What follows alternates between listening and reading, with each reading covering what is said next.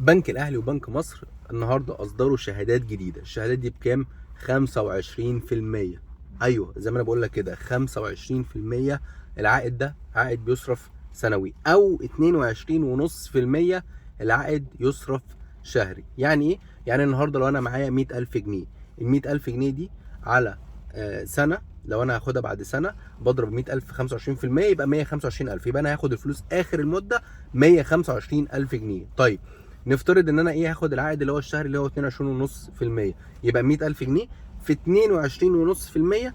الرقم اللي بيطلع ده هيقسمه اللي هو 22.5 بالظبط، هقسمه على ال 12. هو ده الرقم الشهري اللي انا هاخده كل شهر اللي هينزل لي في حسابي البنك. هتيجي تقول لي طب انا اختار انهي يا محمد، اللي هو الشهري ولا السنوي؟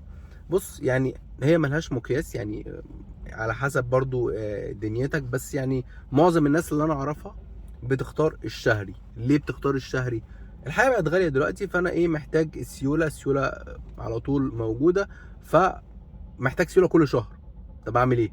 هل اجمد الفلوس؟ لا، ما اجمدش الفلوس.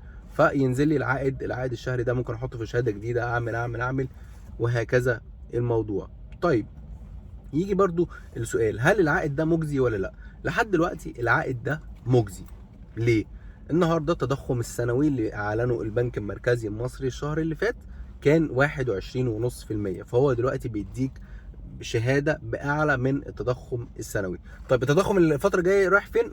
الله اعلم، بس طبعا في زياده، لازم في زياده. انت شايف الاسعار كلها زادت. طيب يعني النهارده الشهاده دي مجزيه؟ الشهاده دي مجزيه. طب انا اختار شهاده ولا ذهب؟ يعني برضو ما ينفعش نقارن ده بده. ليه؟ لان الذهب ده يعني مخزن للقيمه، الشهاده دي بتديني عائد. في ناس بتبقى شايفه ان الشهادات دي في الاخر هتخسرني فلوسي بالتضخم، يعني التضخم ياكل فلوسي او كده. برضو انت حر. النهارده لو انا معايا ذهب ممكن مش سهله، يعني افرض انا عايز اسيله، في ناس ما بتعرفش تسيله عادي، او في ناس بتخسر فيه.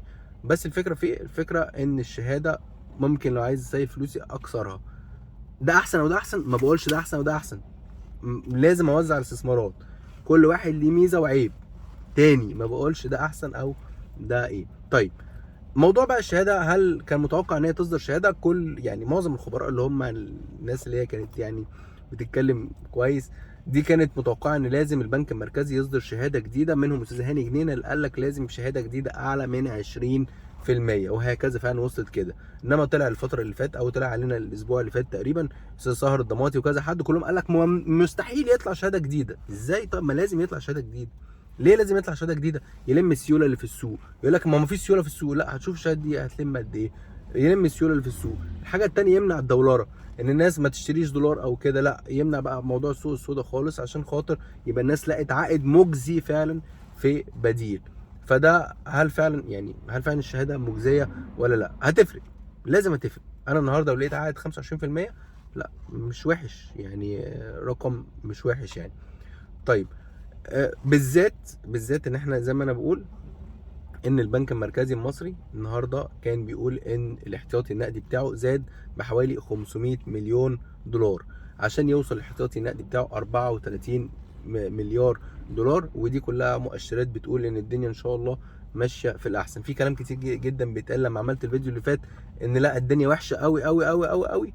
يعني احنا معناش الارقام، يعني انا برضو الناس طالبه مني اتوقع بالتفصيل، انا مش قاعد في المطبخ، انا معيش البيانات بالظبط عشان اقول لك الدنيا رايحه فين. انا كل اللي بقدر اعمله اجيب لك توقعات الخبراء بتقول ايه، انما انا اقول لو انا قاعد مثلا في البنك المركزي او في لجنه سياسه نقديه وشايف الارقام بالظبط بتاعت البلد، اقدر اتوقع. غير كده لا، ما اقدرش اتوقع لان مفيش ارقام واضحه.